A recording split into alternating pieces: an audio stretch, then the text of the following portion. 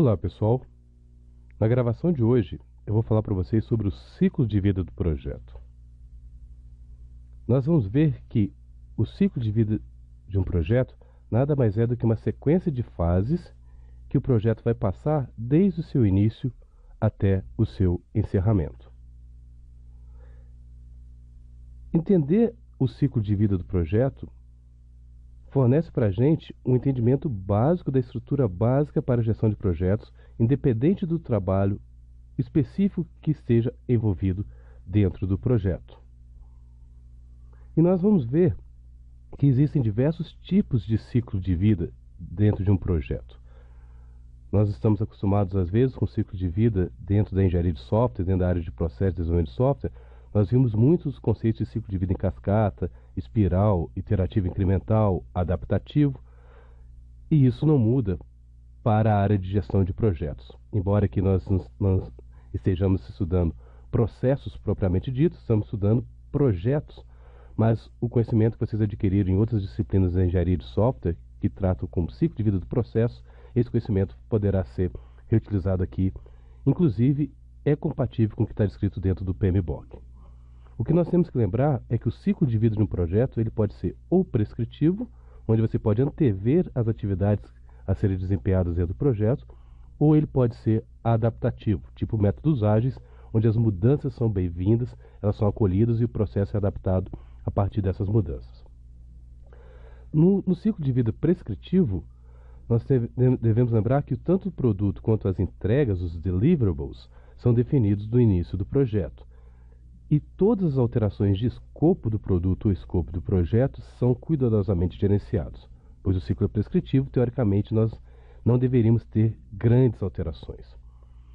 No outro lado do espectro, nós temos o ciclo de vida adaptativo, onde o produto é desenvolvido em múltiplas iterações e o detalhamento do escopo acontece de maneira oportuna no início de cada iteração.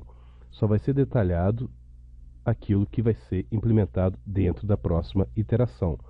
Muito parecido com como nós vimos dentro de métodos ágeis, por exemplo, dentro do Scrum, onde nós detalhamos o Product Backlog no nível de detalhe adequado apenas para a iteração que vai começar seguinte ao dia da reunião de planejamento de sprint. Eu trouxe aqui para vocês algumas características do ciclo de vida de projeto. Basicamente, eu trouxe algumas figuras presentes na quinta edição do PMBOK, só para que possamos entender melhor sobre o ciclo de vida do projeto. Observe que, nessa figura, o que está sendo exibido para a gente é que o custo com o pessoal, o custo com staffing, ele começa baixo no início do meu projeto, conforme vocês podem ver, aumenta muito durante a realização do meu projeto e cai rapidamente na fase de encerramento do meu projeto. Essa é uma característica básica do ciclo de vida de um projeto, principalmente os projetos prescritivos. Eu trouxe também uma outra figura aqui para vocês que associa, na medida que o tempo do projeto vai aumentando, associa qual que é a relação entre riscos e incertezas e o custo de mudança associado com isso. Então, observe que os riscos e as incertezas acerca do projeto, acerca dos requisitos, são maiores no início do projeto e diminui com o passar do tempo.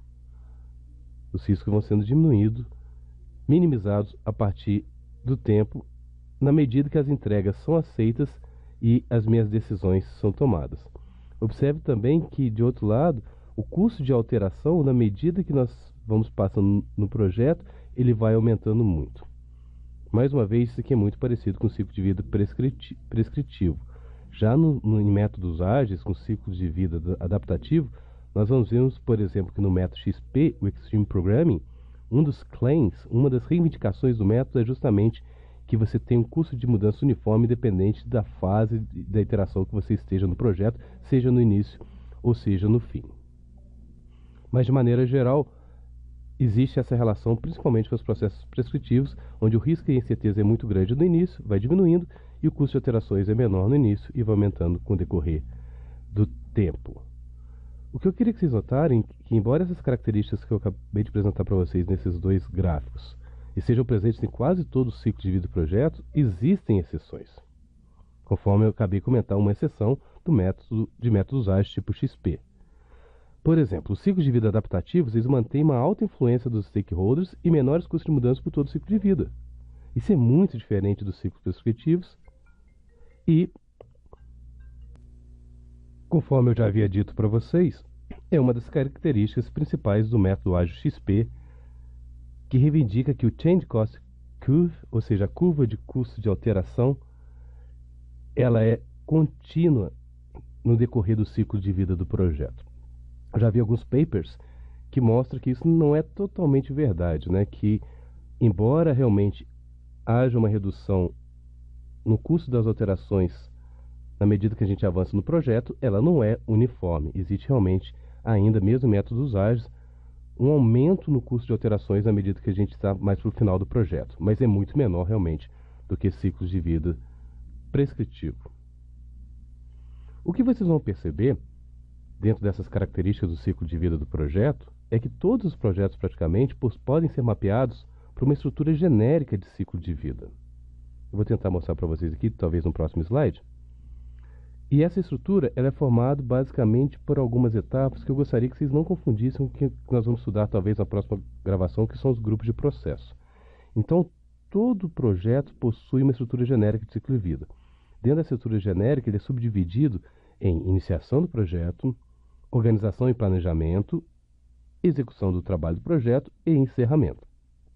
Mais uma vez, nós vamos ver que isso é muito parecido com 5 grupos de processos que são descritos pelo PMBOK para organizar e classificar os nossos processos. Mas não confunda esses dois termos. Então, nós não vamos confundir a estrutura genérica do ciclo de vida com os grupos de processos. Os grupos de processos os processos que são pertencentes aos grupos de processos consistem de atividades que podem ser executadas e que são recorrentes dentro de cada fase do projeto, bem como o projeto como um todo. Então, uma grande diferença é que as 5 fases, os 5 grupos de processos, iniciação, planejamento, execução, monitoramento, controle e encerramento, não estão associados com a estrutura genérica do ciclo de vida, principalmente porque esses 5 grupos de processos eles podem acontecer dentro do seu projeto como um todo, mas também dentro de cada fase do seu projeto.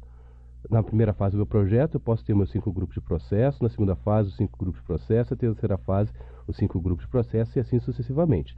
Enquanto que na estrutura genérica, eu tenho essas 4 estruturas aqui no seu projeto como um todo. Então, são coisas distintas. Então, vamos falar um pouco sobre as fases do projeto. Eu acabei de tocar um pouco no assunto sobre fases de projeto, nós já discutimos em outra gravação, mas só para recapitulando aqui e aprofundando um pouco mais, lembrando que um projeto, ele basicamente pode ser subdividido em várias fases, né? E lembrando que uma fase nada mais é do que uma coleção de atividades e tarefas de projeto que estão semanticamente relacionados e que geram uma ou mais entregas, um ou mais deliverables.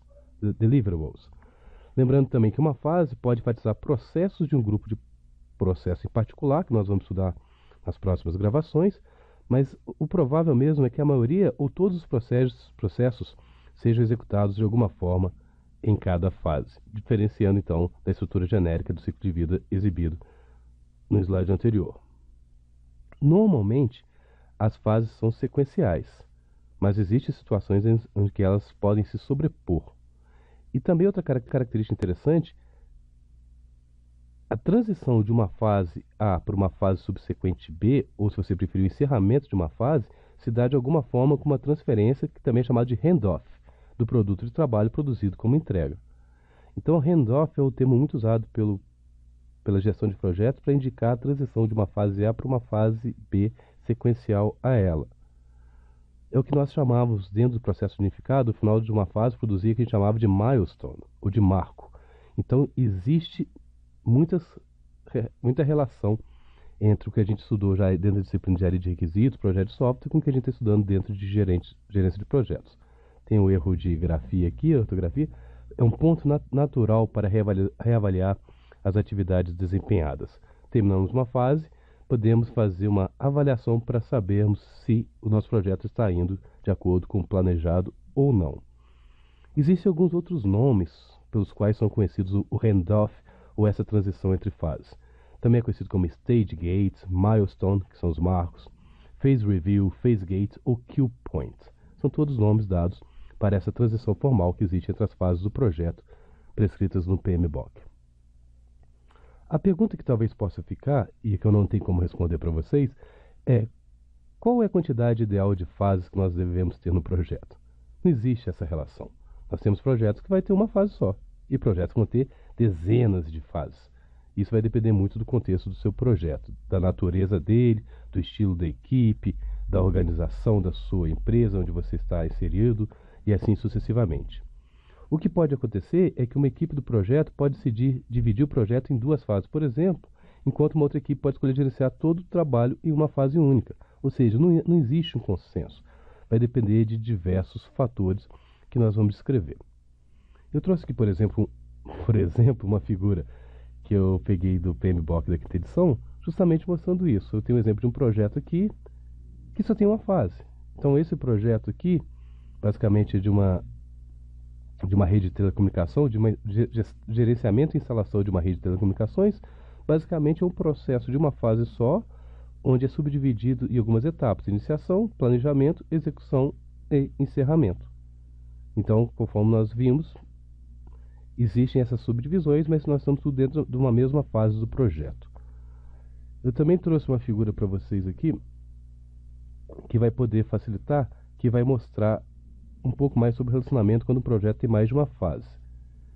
Mas eu gostaria que vocês lembrassem também de uma característica importante, porque nós já comentamos isso dentro da disciplina de processo unificado, dentro da disciplina de engenharia de requisitos. Talvez seja importante também lembrar aqui que existe um dos artefatos produzidos em qualquer projeto é chamado estudo de viabilidade, né? Muito parecido com o documento visão. Tem organização, por exemplo, que vai tratar o estudo de viabilidade como um trabalho de pré-projeto, nem está dentro de alguma fase específica do projeto. Tem alguma organização que pode tratar, por exemplo, o estudo de viabilidade como uma fase, a primeira fase que acontece dentro do seu projeto. É o que acontece, por exemplo, no processo unificado, né? No processo unificado, a primeira fase, que é Inception, que é a concepção, tem como um dos principais objetivos produzir no final um documento visão que vai te dar estudo de viabilidade, se devemos continuar ou não no projeto. Mas podemos ter organização que faz totalmente o contrário, que pode, por exemplo, pegar e tratar o estudo de viabilidade como um projeto totalmente separado, para depois sim começarmos o projeto. Ou seja, é só para lembrarmos que essa questão de fases, ela varia muito de acordo com a organização, com a equipe do projeto e com a natureza do próprio projeto. Bom, agora que eu mostrei para vocês uma figura que mostra que é possível termos um projeto com uma fase apenas, eu gostaria de falar um pouco sobre o relacionamento entre fases, para projetos com mais de uma fase. Nesse caso, nós devemos lembrar que existem dois tipos de relacionamentos entre fases. Nós temos o que é chamado relacionamento sequencial e temos também o chamado relacionamento de sobreposição, que em alguns momentos permite que trabalhemos em duas fases concomitantemente. Então, vamos começar com o relacionamento sequencial, onde uma fase somente se inicia com o término da anterior. Aí eu trouxe uma figura aqui para vocês, justamente mostrando um exemplo de um projeto de 3 fases. Então, basicamente, aqui eu tenho uma fase A, uma fase B e uma fase C. E observe que em cada uma das fases eu tenho basicamente aquela estrutura genérica que a gente vai ver que vai se transformar em grupo de processo, que é iniciar, planejar, executar e encerrar cada uma dessas minhas fases. E nós temos também um outro exemplo que eu vou trazer, um tipo de relacionamento de sobreposição. Basicamente, a característica de um relacionamento de sobreposição é que uma fase inicia antes do término da fase precedente. É o que nós chamamos de fast tracking. Então, um dos objetivos de você trabalhar talvez com 2 fases paralelas é tentar compactar o cronograma do projeto. Mas cuidado, apesar disso ser possível em alguns casos, nós temos que ter em mente que isso pode necessitar de mais recursos para esse trabalho em paralelo e aumenta muito os riscos do meu projeto. Agora que eu já mostrei então para vocês que um projeto é subdividido em fases e a quantidade de fases é independente de várias questões, ela depende, na verdade, do tipo de organização, do tipo de equipe, do tipo do próprio projeto. Uma vez visto isso, vamos voltar aqui a nossa discussão para o ciclo de vida propriamente dito. Mas lembrando que o ciclo de vida é subdividido em fases. Estudando as fases, vamos voltar agora para o ciclo de vida. Eu vou voltar para o ciclo de vida talvez o mais tradicional, que é o ciclo de vida prescritivo, que que nós já vimos que não funciona muito para desenvolvimento de software, a não ser que você tenha os requisitos muito bem estabilizados.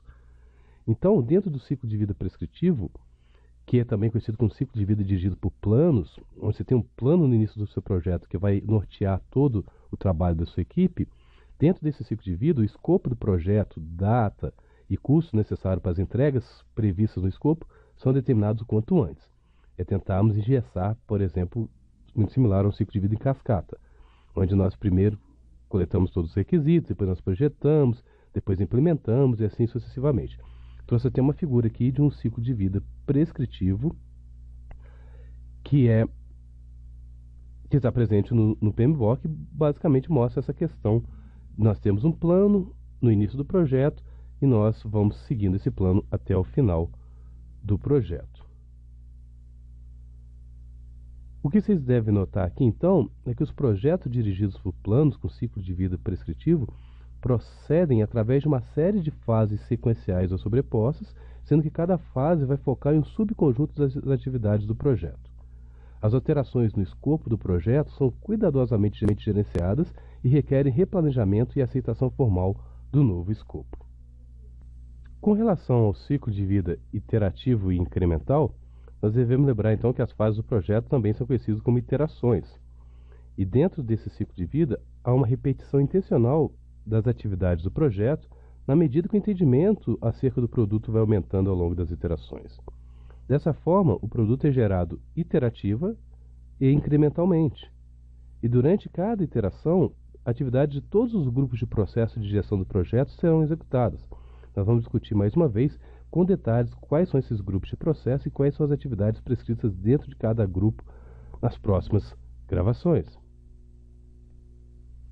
Então, só mais uma vez recordando do ciclo de vida iterativo e incremental, que eu acredito que não seja mais novidade para vocês, dentro desse ciclo de vida, na maioria dos projetos, nós criamos uma visão de alto nível que será desenvolvimento do entendimento geral.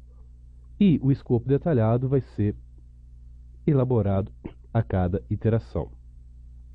E lembrando também que uma entrega ou conjunto de entregas é disponibilizado no final de cada iteração, sendo que as iterações futuras podem incrementar as entregas feitas na iteração corrente ou criar novas entregas. Muito parecido com o que nós já vimos dentro seja no processo unificado ou seja no método ágil Scrum.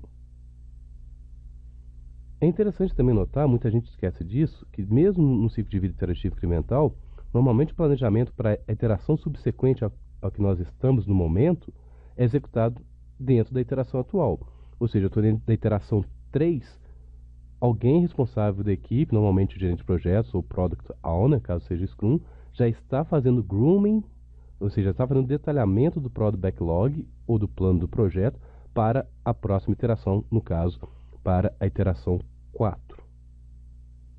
Lembrando também que grandes projetos, principalmente aqueles que são mais complexos, normalmente são executados de forma iterativa, pois assim nós reduzimos os riscos, pois nós atacamos os riscos o quanto antes, entregamos código funcionando para o nosso cliente o quanto antes, caso seja um projeto para desenvolvimento de software, e nós vamos incorporar as lições aprendidas e os feedbacks ao longo dessas iterações. Falamos então um pouco do ciclo de vida prescritivo, falamos do ciclo de vida iterativo e incremental de um projeto, nós temos também o ciclo de vida adaptativo, que são aqueles ciclos de vidas que são dirigidos por mudanças. Também são os nossos famosos e conhecidos métodos ágeis, que também se baseia num ciclo de vida iterativo incremental, mas tem como diferença principal que as iterações são muito rápidas, normalmente de 2 a 4 semanas, e as iterações são sempre de tempo fixo. Nós perdemos funcionalidades no final de uma iteração, mas nós não perdemos datas, ou seja, os tempos das iterações são fixos. Temos equipes que fazem iterações, por exemplo, de 2 dias. Temos equipes que fazem iterações de 4 semanas. O que nós não recomendamos é iterações muito longas, pois os métodos ágeis trabalham com sistemas inconsistentes, com requisitos inconsistentes. Então, quanto antes nós apresentarmos para o nosso cliente o código funcionando e temos um feedback, melhor. Esses são os principais objetivos dos métodos ágeis. Dentro desse ciclo de vida adaptativo, onde se encontram os métodos ágeis, normalmente executam-se vários processos em cada iteração, embora as iterações iniciais possam se concentrar mais em atividades de planejamento. Lembre do Scrum. Dentro de uma iteração, você tem no primeiro dia uma reunião de planejamento do sprint, onde você faz planejamento. Depois você fica N-2 dias fazendo código e no último dia você faz uma revisão do sprint. Ou seja, você planeja, você executa, você faz retrospectiva e você encerra um sprint, uma iteração dentro dos seus próprios ciclos de vida. Também com relação ao ciclo de vida adaptativo, lembrando, né, que o escopo geral do projeto é decomposto em um conjunto de requisitos e de trabalho que vai ser executado pela equipe. E essa decomposição do escopo do projeto é armazenado em um artefato chamado Product Backlog. No início de cada iteração, a equipe determina quantos itens daqueles de maior prioridade podem ser entregues no final da iteração. Lembrando que a estimativa dentro de métodos ágeis é feita pelo time de desenvolvimento e não por um gerente de projetos. E sendo que no final de cada iteração, o produto deve estar pronto e vai ser revisado pelo cliente. Lembrando também que o cliente pode muito bem rejeitar aquela entrega. Aí a dúvida que surge é, como que então o time sabe se algo está pronto ou não, se é o cliente que bate o martelo?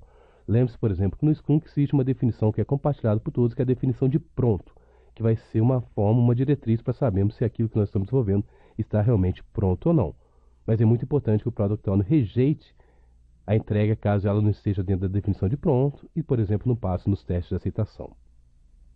Quando então que nós vamos usar ciclo de vida adaptativo ou métodos ágeis? Então, os métodos ágeis são preferidos quando nós lidamos com um ambiente que está em constante mudança, quando fica difícil detalhar todo o escopo e os requisitos do seu projeto de antemão, você precisa de um entendimento de acumulando feedback do seu cliente ao longo dos seus sprints, ao longo das suas iterações, para aí sim começar a entender melhor os seus requisitos. E quando nós podemos entregar pequenos incrementos de funcionalidades e esses pequenos incrementos de funcionalidades vão agregar valor aos nossos stakeholders.